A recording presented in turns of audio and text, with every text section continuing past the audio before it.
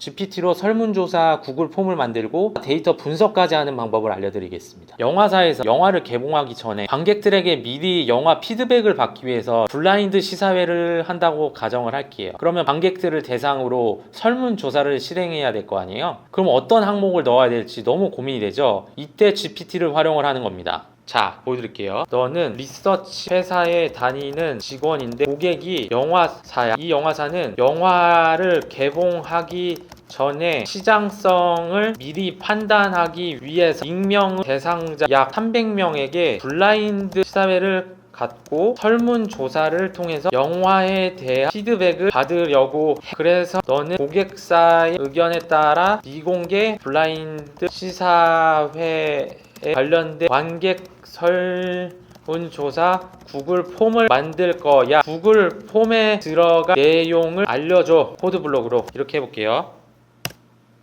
네, 역시나 말을 정말 잘 듣죠, 우리 GPT. 처음에 이렇게 소개 문구 넣어줬고 기본 정보도 넣어줬고 성별, 연령대, 평소 영화 관람 빈도, 영화 전반 평가, 만족도랑 집중도, 영화에서 주제나 메시지, 스토리 전개가 자연스럽고 흥미로웠나요? 등등 이렇게 짜줬잖아요. 이걸 바탕으로 구글 폼을 만들면 됩니다. 한번 만들어 볼게요. 이렇게 객관식과 주관식까지 포함해서 구글 설문 폼을 만들었습니다. 게시를 누르면 되고 이제 관객분들이 이 설문조사를 보고 답변을 하겠죠. 그러면 또 저희 직원들이 뭐가 남았나요?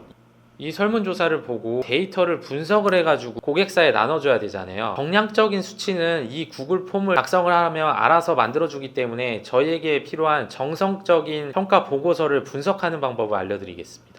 예를 들어서 20-30명이 설문조사를 완료했다고 예를 들어보겠습니다. 그래서 사람들이 이렇게 응답을 모두 완료를 하면 이 시트에 날것의 데이터가 나오잖아요. 그럼 이때 정성적인 시사회 설문조사 결과 보고서를 작성해야 될 때가 있어요. 왜냐하면 영화사 쪽에서 지금 당장 초안 데이터 분석 결과를 빨리 달라고 하는 경우도 있잖아요. 초안만 정성적인 보고서로 넘겨야 될 경우가 있잖아요. 그럴 경우를 대비를 해서 지금 이 설문조사 데이터를 파일에서 다운로드하고 CSV 값으로 다운로드를 하는 겁니다. 이렇게 다운로드를 하고 이 시트 있죠? 이 다운로드한 CSV 파일을 GPT에 넣어주는 겁니다.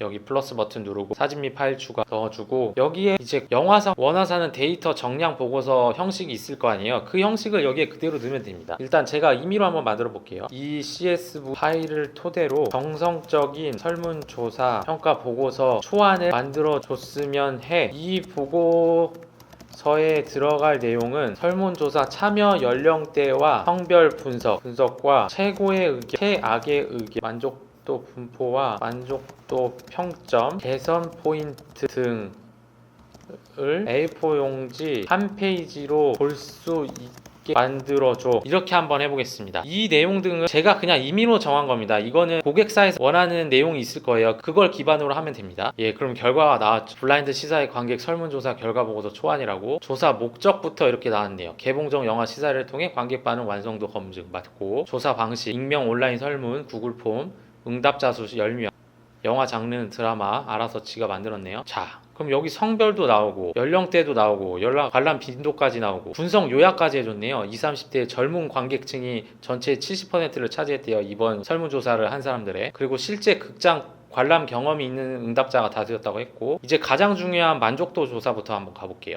전체 만족도 3.8점, 5점 3명, 4점 3명, 3점 3명, 2점 1명. 전체적으로 보통 이상의 긍정적 반응이 나왔다. 극단적인 불만족은 드물었다고 했죠. 10명 중 6명이 추천 의향이 있다고 나왔다. 여러분, 이게 지금 이렇게 빨리 설문조사 결과가 나온 거예요. 이 데이터를 사실 분석하려면 얼마나 시간이 오래 걸립니까? 정성평가 요약까지.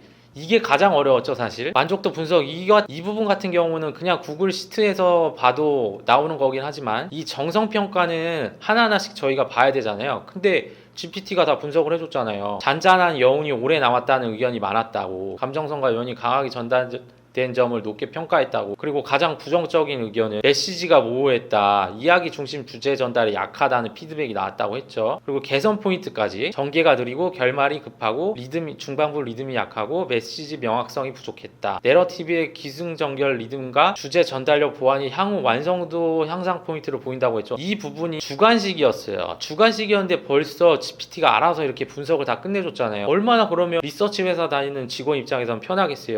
이 리서치 조사가 조사한 항목이 200개, 300개가 됐을 때는 이거 하나하나씩 보는 것도 일이잖아요. 근데 GPT가 알아서 다 분석을 해주잖아요. 얼마나 좋아요. 종합 인사이트까지, 그리고 결론까지. 블라인드 시사에 전반적으로 긍정적 반응이 3.8 나왔고, 감정 표현과 연기력이 좋았다. 다만 초반 전개 리듬감과 메시지 명확성을 보완해야 된다, 이렇게 나왔잖아요. 이런 부분까지 다 GPT가 딸깍 한 번으로 다 알려준 겁니다.